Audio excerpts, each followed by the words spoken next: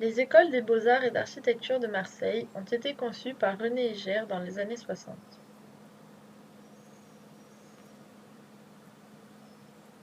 Afin de comprendre l'histoire de ces deux écoles, il nous faut revenir 2 siècles en arrière.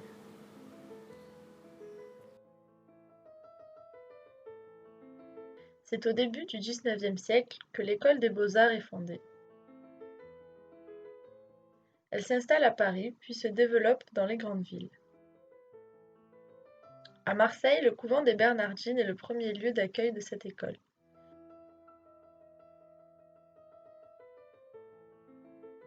Sous l'effet de l'augmentation du nombre d'étudiants et de l'étroitesse des lieux, l'école déménage et s'installe dans le Palais des Arts, construit en 1874 à cette occasion, sur la place Carly dans le 1er arrondissement de Marseille, par l'architecte Henri-Jacques Espérandieu.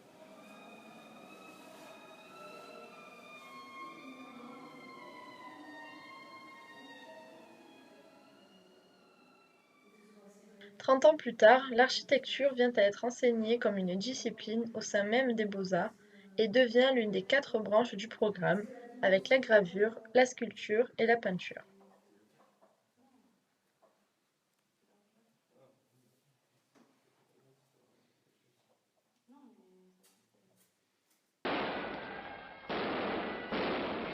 Mai 68 connaît un important mouvement étudiant dont l'une des conséquences sera la mise à l'écart des universités.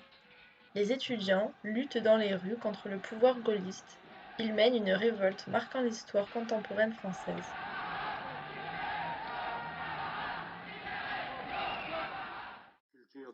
À cette même période, le ministre de la Culture d'alors, André Malraux, réforme en profondeur cette grande école des beaux-arts.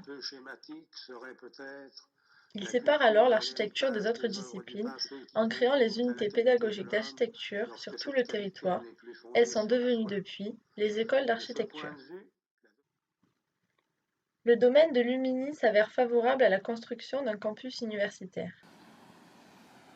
Avant d'entrer dans le domaine public au moment de la Libération en 1945, le terrain était la propriété de la famille Fabre. Collaborateurs durant la Seconde Guerre mondiale, ils furent saisis de leurs biens. Lors de la vente à l'État, les clauses interdisent la construction à des fins commerciales. C'est en 1966 que l'État décide d'y construire le campus. Proche des Calanques, il offre un cadre naturel aux étudiants.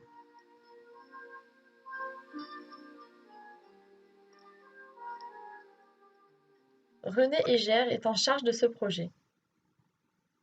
Architecte, conseiller technique du ministère de l'Éducation nationale, il travaille principalement à Marseille. Sa première grande mission, lui étant confiée par Gaston Defferre, maire de Marseille à l'époque, est celle de reconstruire les écoles de la ville dans les meilleurs délais possibles. Nous avons vendu une partie du terrain à l'Éducation nationale pour la faculté des sciences. Nous avons fait construire l'école des Beaux-Arts, qui est une des plus belles de France et peut-être même d'Europe, peut-être du monde. Il y a l'école de commerce pour les étudiants. Il faut un centre commercial, c'est-à-dire une certaine animation. Et ceci va se situer juste devant la faculté. Par conséquent, ce ne sera pas gênant et ça ne défigurera en aucune façon Lumini. Pour le projet de Lumini, il s'inspire des campus anglo-saxons. Les différentes universités se côtoient sur un même territoire. René Hégère organise sa construction autour de 2 axes, nord-sud, est-ouest. Il prévoit 2 éléments monumentaux pour animer l'espace. Un stade et un amphithéâtre de plein air qui ne verront jamais le jour.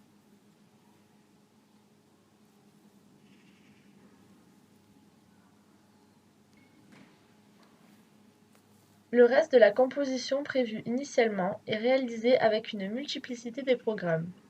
Bâtiments universitaires, restaurants et dortoirs.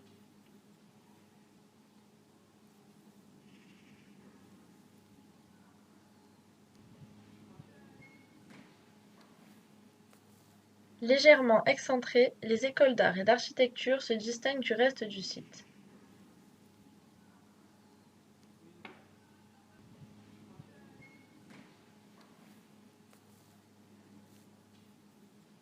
Il conçoit par ailleurs 2 logements de fonction en amont des écoles, destinés aujourd'hui aux 2 directeurs.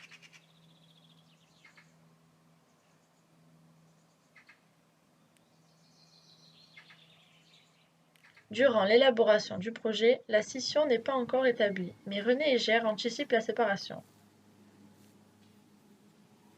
Il dissocie l'architecture des 3 autres disciplines. Il conserve le lien à travers une passerelle. Il n'en fait pas pour autant une branche autonome puisque certains espaces restent communs. L'amphithéâtre,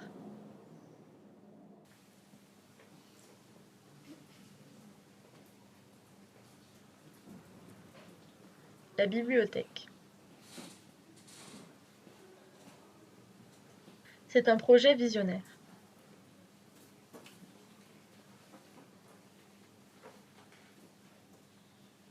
René Hégère s'inspire dans le projet du tracé régulateur du plan hippodamien, plan idéal des villes grecques dont l'archétype est la cité de Priene.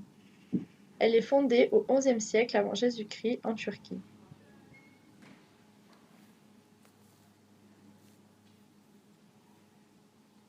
Dans le projet de l'école, les volumes sont disposés pour former un quadrillage orthogonal.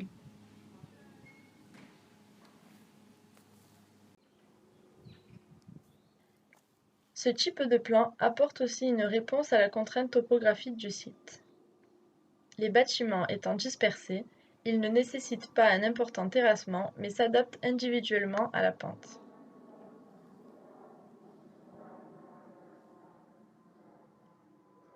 La grille se déploie selon l'étagement naturel du site.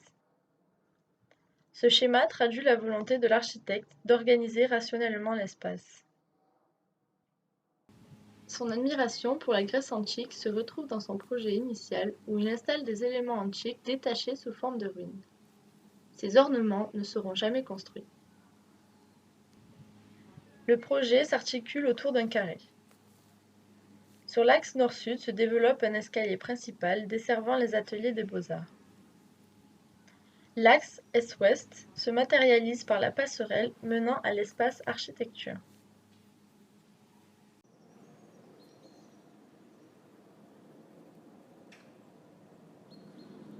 La dispersion des divers ateliers donne l'impression d'un plan déconstruit.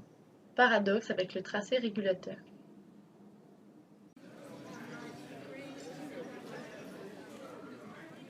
Le cœur du projet s'organise autour d'un premier patio. Il inclut l'entrée, l'administration, la bibliothèque et la cafétéria.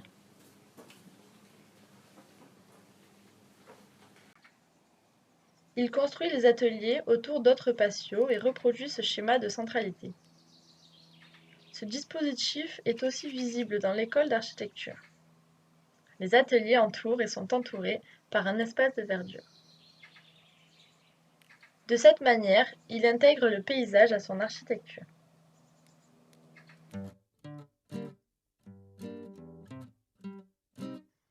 Cette architecture influe sur la vie sociale au sein des 2 écoles. Les étudiants se retrouvent dans les patios aménagés de bassins qui animent l'espace quand le beau temps est présent. De ces patios, ils se rendent dans les ateliers regroupés par discipline.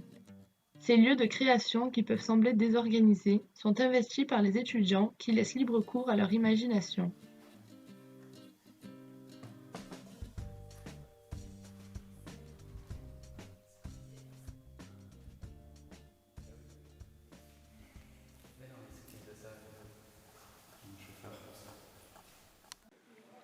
Les espaces de travail créés par l'architecte, des volumes spacieux, s'adaptent aux besoins des étudiants.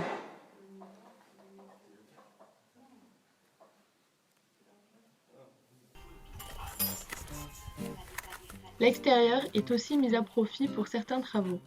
Les étudiants s'approprient chaque recoin de l'école.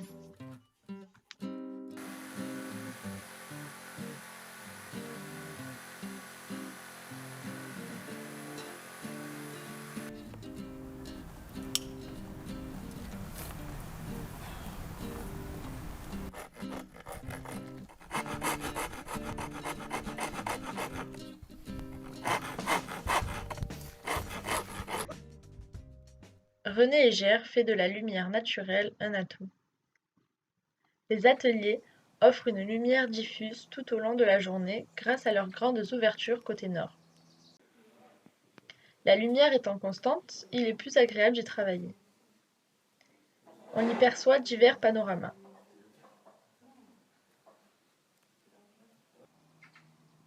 Le crépi recouvrant les façades accroche la lumière.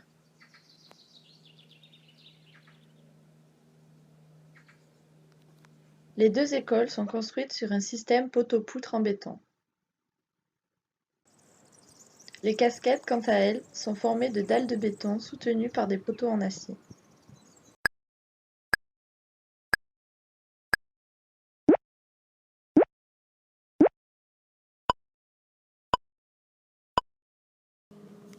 Les escaliers à l'italienne forment la circulation extérieure. Des paliers rythment la montée des marches de façon irrégulière. Cette circulation verticale s'adapte à la topographie du site. Les escaliers sont plus adaptés à la course qu'à la marche. Il faut courir pour suivre le rythme de ces études. Des casquettes recouvrent les escaliers et cadrent le paysage. On côtoie la nature en allant d'un atelier à un autre.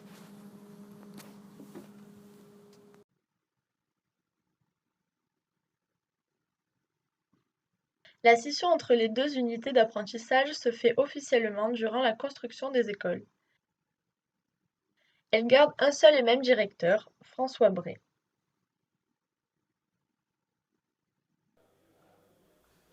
Au cours des années, l'école d'architecture devient autonome en tant qu'enseignement et l'engouement pour cette discipline amène à une extension dans les années 90.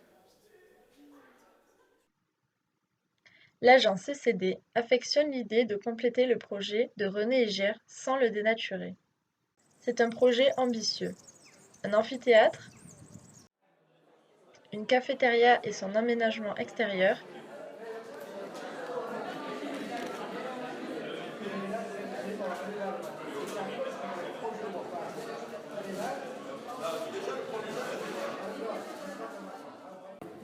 et la rue bleue.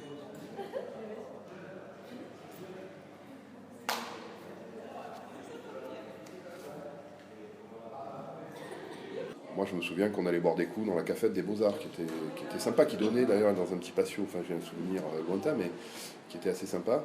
On y allait parce qu'on faisait des conférences des fois. Ils avaient un grand amphi que nous n'avions pas à l'époque et que nous avons créé à l'occasion du concours. On pouvait passer de l'une à l'autre avec ces galeries. Tout ça, c'est formidable. Mais à un moment donné, à l'école des Beaux-Arts, on enseigne les Beaux-Arts et à l'école d'architecture, on enseigne l'architecture. C'est quand même et chaque école a son programme, ses besoins en termes d'espace, d'équipement.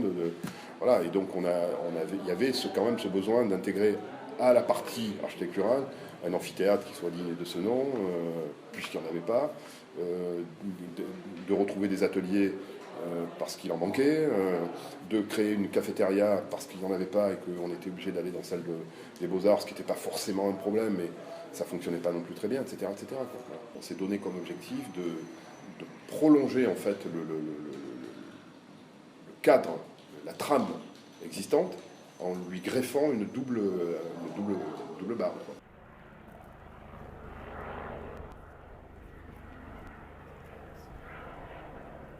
Et la modernité de ce projet, c'est de faire le constat qu'aujourd'hui, ces bâtiments peuvent encore évoluer, peuvent accepter d'une certaine manière d'évoluer, de muter, pour s'adapter à des besoins nouveaux, à des pratiques différentes, etc. Comme le dit Gérard Sériteau, l'architecture de René Hégère évolue constamment et s'enrichit de ces changements. Après l'extension de 1992, l'école d'architecture connaît une nouvelle évolution avec l'intervention de Pan Architecture en 2015.